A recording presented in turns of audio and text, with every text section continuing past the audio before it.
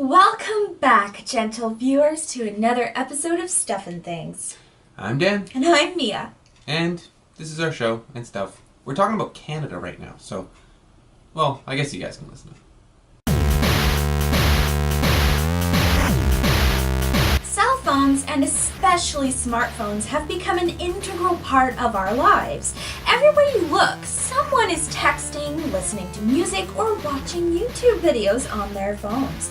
The downside to this being such a big thing for us is companies can take advantage of our need for new tech and exploit us. Some countries are better for this than others. Take Europe, for example, which has a ton of telecom competition and government oversight, meaning the consumer does not get screwed. Here in North America, we're not so lucky. While the States may have a better selection of companies to choose from, we in Canada have the big three: Rogers, TELUS, and Bell. And since they all offer mostly the exact same kind of service and charge the pretty much same amounts, it's a bit of a crapshoot. It's taken quite some time, but it looks like the government is finally deciding to help out the little guy. The Canadian Radio, Television and Telecommunication Commission, or CRTC, that's a lot easier, has just recently released a proposed wireless code, which would be the first true piece of legislation to help out consumers. Considering this comes from a government body, it's pretty straightforward, and the theme of common sense seems to be what they're going for. What makes this draft even more encouraging is the attention to public feedback in the design.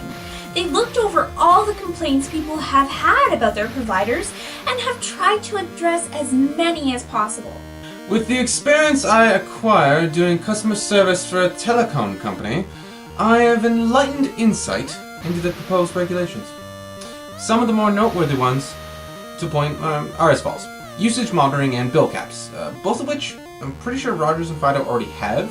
But yeah, basically you can check what you're doing and you can put a specific bill cap so that you cannot go over a set bill amount. Good idea. Getting rid of fine print and false advertisements. This we really like. No legal speak in the contract. And everything in nice legible print. Take that, lawyers! Along with all prices having to include service fees and taxes and the price tag, not just including taxes, tagged afterwards, like Europe already does. A big one a lot of people are going to be really happy with: cancellation fees only to include the subsidies absorbed to lower the price of the cell phone, any discounts over the contract period. Now, if you didn't already know this, you got that iPhone or, let's say, Galaxy S3 at a cheap price tag because the company put you in a 3-year contract, and within that time frame, you're just going to pay them back for the phone. Plus, they're going to make some profit.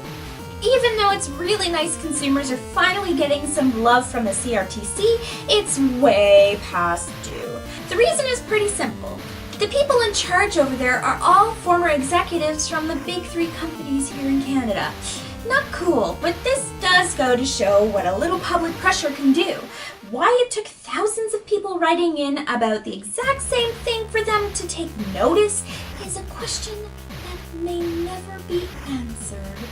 And a question for you guys is, are you getting screwed on your cell bill? Do you feel you are, or do you feel you're actually paying a good price of what you're getting? Let us know in the comments down below. And if you like what you see today, don't forget to click that like and subscribe button, and we will see you soon.